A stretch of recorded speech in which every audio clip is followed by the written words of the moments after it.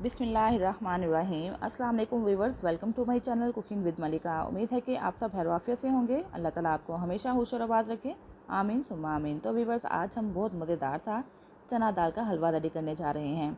चना दाल का हलवा दानेदार कैसे बनेगा, हार्ड ना बने और भूनने के लिए कम वक्त और मेहनत लगाना पड़े, इंशाल्लाह सारी ही परफेक्ट मेजरमेंट के साथ आज मैं आपसे बहुत ज़्यादा ट्रिक्स एंड टिप्स शेयर करूंगी, जिससे ये हलवा बहुत ही ज़्यादा टेस्टफुल और बहुत मज़ेदार बनेगा, जिसको आप और आपके घर वाले एक दफ़ा खाएंगे तो इंशाल्लाह बार बार बनाना पसंद करेंगे।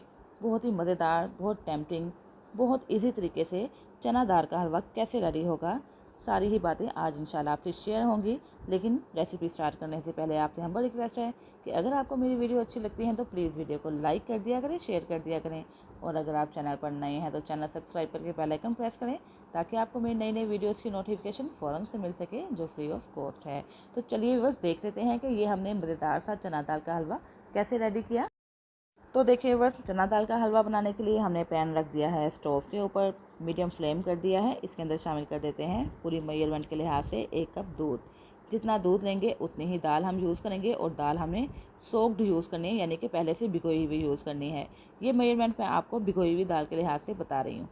1 कप दूध और 1 कप ही दाल, बिल्कुल परफेक्ट मेजरमेंट है, जिससे दाल बिल्कुल भी सॉफ्ट, बहुत ज़्यादा नरम नहीं बनेगी। अगर दाल बहुत ज़्यादा नरम हो जाएगी तो इसको भूनने के लिए हमें बहुत ज़्यादा वक्त लगाना पड़ेगा, तो इसलिए आपने इस मेजरमेंट का खास तौर पर ख्याल रखना है।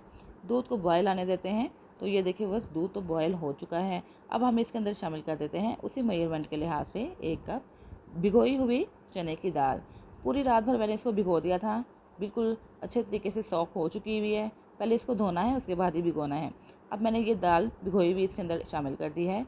इसको हम डिप कर देते हैं दूध के अंदर, और ये देखिए ये बिल्कुल प्रॉपर्ली डिप हो चुकी है। ठीक है, तो बस इतना ही हमें रेशो चाहिए, दाल का भी और दूध का भी, इससे ज़्यादा नहीं रखेंगे। आप चेक कर सकते हैं कि दाल मुकम्मल तौर पर दूध के अंदर डिप हो चुकी हुई है। ठीक है, तो चलिए बस अब हमने इसको पकाना है, थोड़ा सा बॉयल आने देते हैं, और उसके बाद क्या करना है मैं भी आपको बताती हूँ। तो ये देखिए वह दूध को बॉयल आ चुका है। इसके ऊपर जो मलाई है वो साथ ही साथ स्पून स्टर करते जाएंगे, इसके अंदर ही शामिल करते जाएंगे। तो बस अब हमने क्या करना है, फ्लेम स्लो कर देना है, और व्यूवर्स इसको कर देना है कवर। और याद रहे व्यूवर्स कि पूरा ढकना आपने उसके ऊपर नहीं रख देना, थोड़ी सी साइड से स्पेस छोड़ेंगे ताकि स्टीम बाहर को आती रहे, क्योंकि अगर हम पूरा कवर कर देंगे तो दूध उबल कर बाहर को आ जाएगा। तो बस आपने थोड़ा सा वेट करना है, जैसे ही दूध की क्वांटिटी कम होगी तो व्यूवर्स हम इसको मुकम्मल कवर कर देंगे और स्लो फ्लेम पे दूध बिल्कुल खुश्क हो जाने तक पका लेंगे। तो ये देखिए व्यूवर्स, तकरीबन 4 से 5 मिनट में ही दूध की क्वांटिटी काफ़ी हद तक कम हो चुकी है।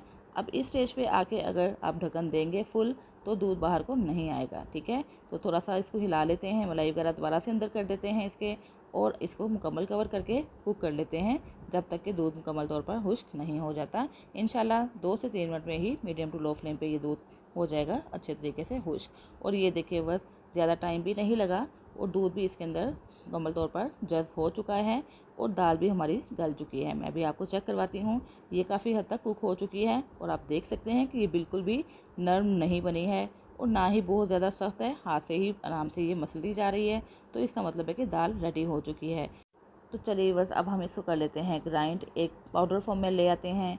और जब हम इसको ग्राइंड करेंगे तो उसके बाद भी आप देखिएगा ये बिल्कुल दरदरी ही रहेगी, बहुत ज़्यादा पाउडर नहीं बन जाएगा। तो ये देखिए बस, थोड़ी सी दाल हमने ग्राइंड कर ली है, थोड़ी सी बाद में करेंगे, क्योंकि एकदम से दाल डालेंगे तो ये अच्छे तरीके से ग्राइंड नहीं हो पाएगी। तो बस इस तरह की हमें इसकी कंसिस्टेंसी चाहिए, वो हमने कर ली है हासिल। अब हम अपना अगला बैच भी इसी तरह ही पीस लेते हैं, और ये देखिए बस सारी दाल हमने पीस के रख ली है, और ये बिल्कुल दानेदार सी रेडी हुई है। और व्यूअर, दूसरा पॉइंट जो आपको ज़हन नशीन रखना है वो ये रखना है कि आपने सबसे पहले घी को मेल्ट नहीं कर लेना। यहाँ पे हम घी यूज़ करेंगे, जब भी कोई हलवा बनाएं तो घी ही यूज़ करें। 2 टेबलस्पून मैंने घी ले लिया है, लेकिन इसको पहले से मेल्ट नहीं करेंगे। अगर घी पहले मेल्ट कर लेते हैं और दाल बाद में ऐड करेंगे तो ये दाल बिल्कुल सख्त हो जाएगी। तो आपने घी और दाल को एक साथ ही शामिल करके इसको मिक्स कर लेना है, और ये इंशाल्लाह 1 मिनट में ही मीडियम फ्लेम पे मिक्स हो जाएगी। तो बस ये मिक्स हो गई। अब हमने इसको भूनना है, उस वक्त तक भूनेंगे जब तक कि इसकी अच्छी सी खुशबू रिलीज़ होना ना शुरू हो जाए। बड़ी ही प्यारी सी इसकी महक आ जाती है जब हम इसको भूनते हैं। और ये देखिए बस, ये मिक्स कर ली हमने दाल। अब भूनने में हमें ज़्यादा टाइम नहीं लगेगा, क्योंकि हमने दाल को बहुत ज़्यादा नरम नहीं किया हुआ, ना ही दाल की पेस्ट बनाई हुई है। तो इस पॉइंट को भी आपने याद रखना है कि दाल की बहुत ज़्यादा पेस्ट नहीं बना लेनी। और ये देखिए बस 2 से 3 मिनट में ही बिल्कुल डो की शक्ल में आ गई है। कोई भी हमें ज़्यादा एफर्ट नहीं करना पड़ी दाल को भूनने में, ना ही इसका पानी या दूध इसके अंदर जो ज़्यादा मिकदार में शामिल किया था उसको खुश करने में ज़्यादा टाइम लगा है। तो बस इसको भूनते जाएंगे, तकरीबन 10 से 15 मिनट में इंशाल्लाह ये बिल्कुल तैयार हो जाएगी, खुशबू आना शुरू हो जाएगी। अब हम इसके अंदर शामिल कर देंगे इलायची पाउडर हाफ़ टी स्पून, जिससे इसका फ्लेवर बहुत ज़्यादा बढ़ जाएगा। इलायची पाउडर की जगह पे कोई और फ्लेवर आप यूज़ करना चाहते हैं वो भी कर सकते हैं। यहाँ पे मैंने ले ली है हाफ़ कप चीनी। चीनी भी आप अपने टेस्ट के अकॉर्डिंग कम या ज़्यादा कर सकते हैं। चीनी को मिक्स करने के बाद हम इसके अंदर थोड़ा सा दूध शामिल करेंगे। तो व्यूअर्स ये एक और ट्रिक है कि अगर हम चीनी के साथ ही दाल को पकाना शुरू कर देंगे, दाल और हार्ड होना शुरू हो जाएगी और चीनी भी मुकम्मल तौर पर डिज़ोल्व नहीं हो पाएगी, चीनी के दाने इसके अंदर ही रह जाएंगे। इसलिए यहाँ पे आपने थोड़ा सा दूध भी शामिल करना है, तकरीबन 1 से 2 टेबलस्पून। इससे क्या होगा कि चीनी अच्छे तरीके से मेल्ट हो जाएगी और बिल्कुल दाल के अंदर आ जाएगी और दाल का हलवा भी बहुत ज़्यादा सॉफ्ट रेडी होगा, बहुत ज़्यादा हार्ड रेडी नहीं होगा।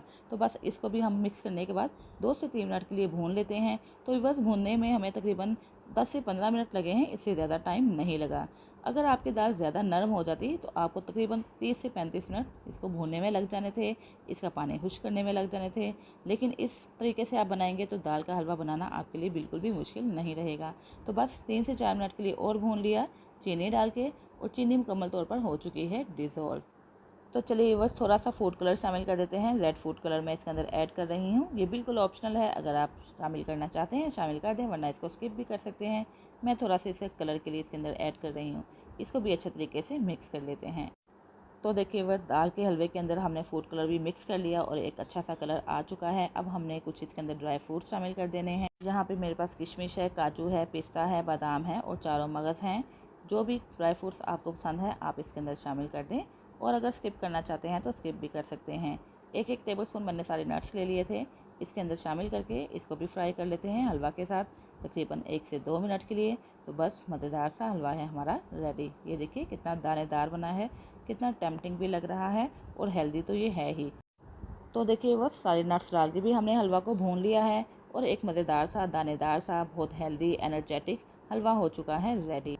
तो ये देखिए व्यूअर्स कितना मज़ेदार सा दानेदार सा हलवा हो चुका है रेडी। देखने में भी खुशनुमा लग रहा है, खाने में भी इंशाल्लाह आपको बहुत ज़्यादा मज़ा आएगा।